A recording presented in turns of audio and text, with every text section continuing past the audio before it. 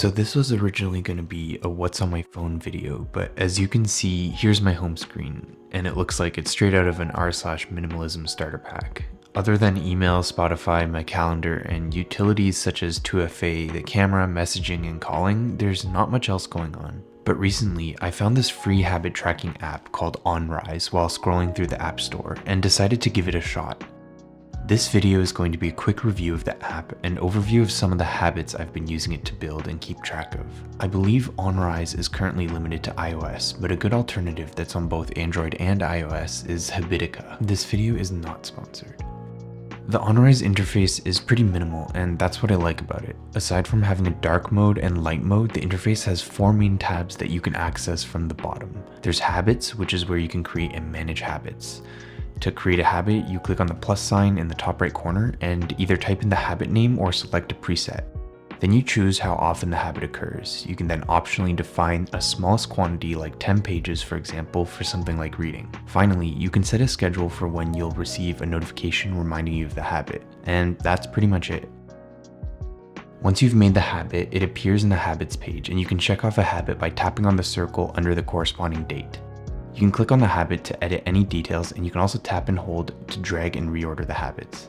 The next tab is the focus page. This is just a plain and simple Pomodoro timer, which does what it's supposed to. I'm not big on journaling, but the next page for those who are is the journal, where you can write down daily entries. The settings are rather simple, and here you can change the appearance, check the rewards for habit-related achievements, and check the TOS and privacy policy. Although it is opt-out, you do have the option to disable tracking within their privacy policy if you scroll to the bottom. Personally, I appreciate the simplicity of the app because the less visual clutter and resistance there is for me to track my progress, the better. If you're a fan of minimal design and just want a free habit tracking app with no in-app purchases, I would definitely give Onrise a try.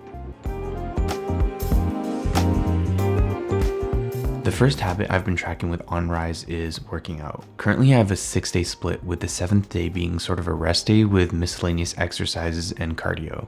With the help of the app, I've been going consistently for the past 19 days, and hopefully I'll keep that streak going.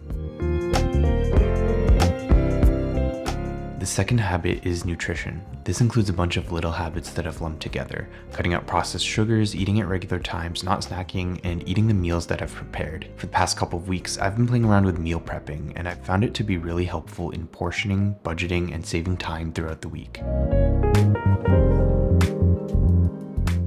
Next up is hydration. On top of getting 2 liters of water, this also includes cutting out caffeine and sugary drinks, except for my protein shake because we gotta get those macros in.